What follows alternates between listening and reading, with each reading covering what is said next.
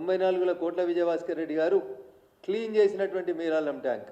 అయ్యా రేవంత్ రెడ్డి గారు కాంగ్రెస్ కాంగ్రెస్ అని మాట్లాడుతున్నారు కదా, మీరాలం ట్యాంక్ని శుద్ధి చేసిండ్రు.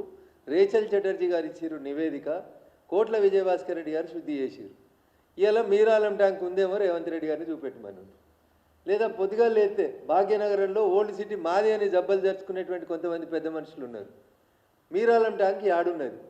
అసలు మీరాలం ట్యాంక్ అనేది ఉంచిర్రా? ఇప్పుడు కాలనీలు వచ్చినాయా? మరి దాన్ని ఎందుకు కూలగొడతలేమనేది ఒక్కసారి హైడ్రా కూడా ఆలోచించాలి. 1994 హైదరాబాద్ ప్రొటెక్షన్ కోసం రేచల్ చటర్జీ గారు ఇచ్చిన నివేదిక మేరకు 1994లో కోట్ల విజయభాస్కర్ రెడ్డి గారు క్లీన్ చేసి మీరాలం ట్యాంక్లో కబ్జాలన్నీ తొలగించారు. ఇలా మీరాలం ట్యాంక్ ఉందేమో రేపు పోదామంటే రేవంత్ రెడ్డి గారు వస్తా అంటే నేను తోలుకుపోతాను. ఇగో గాడ మొదలు పెట్టాలి. ఎంఐఎం కార్పొరేటర్లు వచ్చిర్రు, గొడవ చేసిర్రు, వెనకకి ఎందుకు పోతుంది హైడ్రా? ఎవరు వస్తే ఏముంది, ఏ పార్టీ అయితే ఏముంది? నేను అందుకనే ఏం చెప్తా ఉన్నా అంటే, ఈ కేటీఆర్ పొంగులేట్లు ఇద్దరు సవాళ్ళు ప్రతి సవాళ్ళు వద్దు.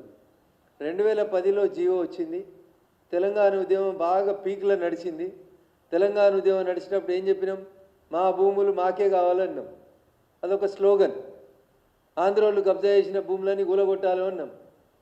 ఒక దశలో తెలంగాణలో భూముల్ని లాంకో హిల్స్లు, పద్మాలయ స్టూడియోలు, రాఘవేంద్రరావు గారు ఇట్లా పేర్లు చెప్పాలంటే చాలా మంది కబ్జాలు చేసుకున్నారు. ఆంధ్రలోకి పోయిన మా భూముల్ని మాకు రక్షించాలని ఒక పెద్ద నినాదంతో తెలంగాణ రాష్ట్ర సమితి పార్టీ ఉద్యమం చేసింది. లాంకో హిల్స్ ఆనే ఉంది, పద్మాలయ స్టూడియోలు అపార్ట్మెంట్లు వచ్చినాయి, సర్వీస్ అపార్ట్మెంట్లు వచ్చినాయి. గొప్పగా చెప్పారు ఏమని? అక్కడ హైటెక్ సిటీ పక్కన పెద్ద పెద్ద బంగ్లాలు కడితే ఈ బంగ్లాలన్నీ ఎంక్రోచ్మెంట్లని జేసీబీలు ఇటాచీలు తీసుకుపోయి వాటి మీద ఎర్ర సిరాతోటి రాసి ఈ భూములన్నీ గురుకుల ట్రస్ట్ భూములు, వీటిని అన్నింటినీ కబ్జా వెనక్కి తీసుకుంటుంది తెలంగాణ ప్రభుత్వం అని చెప్పి నోటీసులు ఇచ్చి రాసేసి వచ్చారు. నేను అడుగుతున్న కేటీఆర్ని, 2014లో తెలంగాణ ఏర్పాటు అయిన తర్వాత అప్పుడు ఆంధ్రప్రదేశ్ హైకోర్టు ఒక జడ్జిమెంట్ ఇచ్చింది. ఇంకా హైకోర్టు బైఫర్కేట్ కాలేదు, హైకోర్టు ఒక జడ్జిమెంట్ ఇచ్చింది. ఎన్ కన్వెన్షన్కి సంబంధించినటువంటి చెరువుని గుర్తించి దాని మీద మార్కింగ్ చేసి సర్వే చేసి ఆ ఆక్రమణని తొలగించమని చెప్పింది. బాగా చదువుకున్నారు కదా కేటీఆర్ గారు, సెల్ ఫోన్లోనే అంతా కనబడుతుంది కదా, మీకు గూగుల్ మ్యాప్లు కనబడతాయి కదా.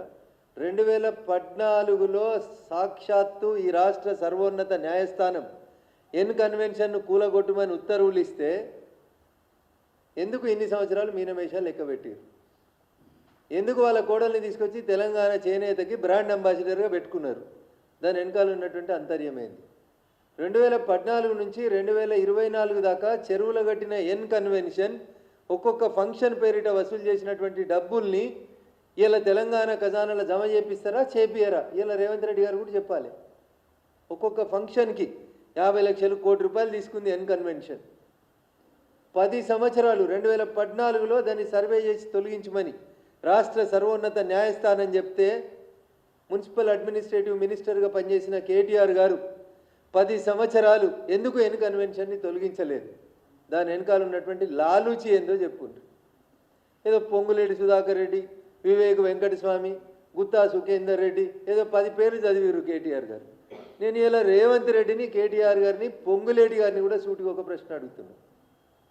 లేక్ ప్రొటెక్షన్ కమిటీ కోసం మీరు జీవో 157 2010లో తెచ్చినప్పటి నుంచి ఇయ్యాలటి దాకా సార్ అంతా కంప్యూటర్ యుగమే, సెల్ ఫోన్ యుగమే. మౌస్ క్లిక్ చేస్తే ఏ సర్వే నెంబర్లు ఎవరెంత కట్టిరో తెలుస్తుంది.